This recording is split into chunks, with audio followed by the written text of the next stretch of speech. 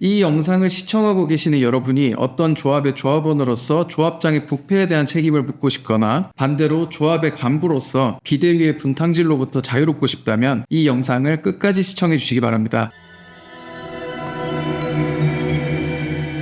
부동산법상 재건축, 재개발, 도시개발, 가로주택 정비, 지역주택, 리모델링 등 다양한 목적의 조합이 있습니다. 요즘 땅이며 집이 얼마나 비쌉니까? 수백, 수천억, 어떨 때는 조 단위의 금액이 걸려있다 보니 여러 기업들이 이익을 노리고 들어오고 그런 기업들은 하나같이 조합원들을 이용하여 자신들의 이익을 극대화하고자 합니다. 그러다 보면 조합원들과 편을 갈라서 논쟁을 하기 시작하고 현 집행부에 반대하는 비대위가 구성되며 조합장을 해임하거나 집행부를 교체하고자 하는 임시총회 개최 시도가 일어나게 됩니다. 저희 법무법인 평안 건설부동산팀은 비대위의 임시총회 개최를 저지하는 가처분을 성공하기도 하고 반대로 부패한 조합 집행부를 밀어내는 임시총회를 성공적으로 개최하기도 하는 등 많은 조합장 해임 임시총회 분쟁 사례들을 성공적으로 거쳐왔습니다. 건설부동산팀의 팀장님이신 박명우 변호사님을 모시고 자세한 이야기를 나눠보겠습니다. 조합의 의사결정기구는 이사회, 대의원회, 총회가 있고 그중 총회는 조합의 최고 의사결정기구입니다. 모든 조합원이 각 한 표씩을 행사하는 마치 총선이나 대선과 같은 조합 내 직접 민주주의 절차로 보시면 됩니다. 조합이 중요한 계약을 체결하거나 예산안을 통과시키거나 조합장을 선임하거나 해임하는 등 조합의 가장 중요한 일들은 총회에서 이루어집니다. 통상 구체적인 정족수는 조합 정관에 따라 다를 수 있지만 도시정비법, 도시개발법, 주택법 등의 규정에 따라 대부분의 조합 정관은 조합원 총수의 5분의 1의 발의로 임시총회를 개최할 수 있도록 정하고 있습니다. 그리고 조합총회의 일반 정족수는 제적 과반수 출석 과반수 결의로 이루어지고 미리 서면 결의서를 제출하여 행사할 수 있도록 하고 있습니다. 그렇다면 조합의 비대위가 조합장을 해임하고자 한다면 5분의 1의 정족수를 갖추어서 임시총회를 개최하고 서면 결의를 포함하여 과반수 조합원 출석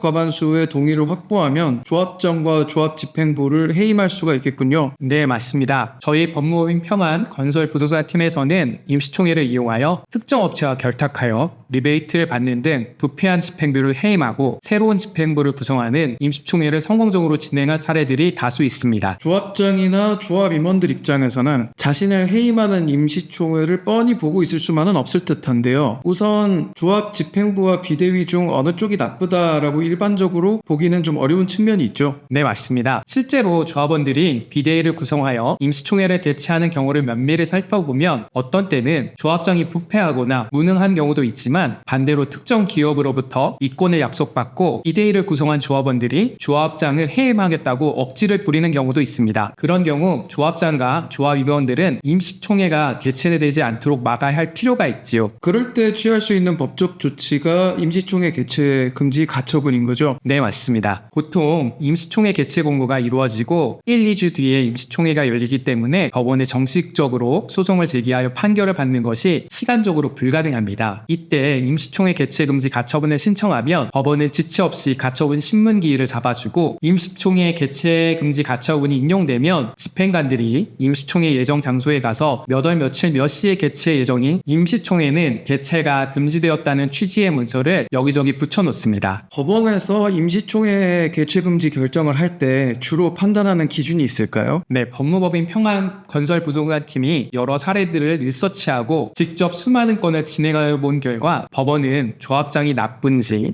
비대위가 나쁜지에 관하여 최대한 판단을 자제하고 조합원들의 민주주의에 맡겨두려는 경향이 있습니다. 임시총회 개최 공고 절차가 적법했다면 임시총회 개최 금지 가처분을 웬만하면 받아주지 않습니다. 그렇다면 임시총회 개최 공고 절차 자체가 위법하다고 법원을 납득시킬 수 있는지가 중요합니다. 법원은 개최 공고가 모든 조합원들에게 송달되었는지, 발의한 조합원이 누구이고 그 수가 몇 명인지, 임시총회 안건 내용이 무엇인지 등을 종합적으로 고려합니다. 그래서 임시총회가 개최되면 오히려 추후 그 결의의 효력이 문제되고 조합의 대내외적인 법률관계에 크나큰 혼란이나 분쟁이 야기될 것이 뻔하다면 법원은 임시총회 개최 금지 가처분을 인용합니다. 저희가 직접 수행한 사례를 통해서 설명해 주실 수 있을까요? 네, 법무법인 평안 건설부동산팀은 한 가로주택 정비사업 조합원 일부가 비대위를 구성하여 임시총회 개최 공고를 하자 이에 임시총회 개최 금지 가처분으로 신속하게 대응하였습니다. 첫째, 임시총회 개최 공고문을 면밀히 분석하여 발의자 발의자 대표로 적혀있는 전화번호가 조합원 본인이 아니라 조합원의 가족에 불과하다는 점을 발견하여 소집 절차상의 하자를 주장했고, 둘째, 조합원들에게 배포된 찌라시 자료를 분석하여 그 조합원 가족이 특정 업체와 결부되어 있다는 점을 포착하여 특정 업체가 발의자 조합원들을 뒤에서 조종하고 있다는 점을 입증하는 데 성공하였으며, 셋째, 일부 조합원들은 총회 7일 전까지 회의 목적사항을 통지받지 못하였을 뿐만 아니라, 넷째, 관련 규정과 정관상 일부 안건들은 발의 정족수가 다르다는 점을 근거로 임시총회 개최 금지 가처분을 인용받는 데 성공하였습니다. 임시총회 관련 분쟁에서 시청자분들이 유의할 만한 사항이 있을까요? 아무래도 신속성이 가장 큰 문제입니다. 통상 일주일, 길어도 열흘 안에 가처분 신문 기일 일정을 송달시켜야 하고 결정 후에 집행까지 이루어져야 하므로 매우 신속한 사실 조사와 서면 작성,